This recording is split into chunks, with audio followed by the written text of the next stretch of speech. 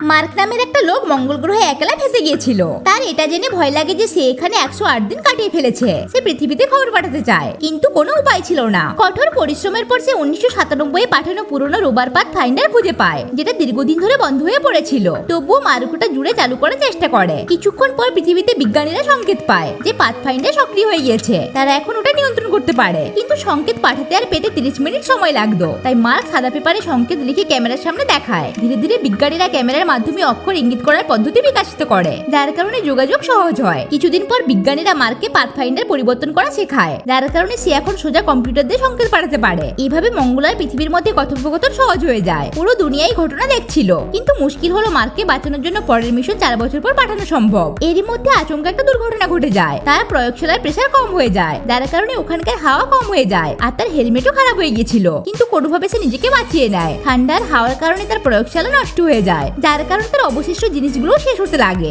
এখন সে আর বেশি দিন বেঁচে থাকতে পারবে না।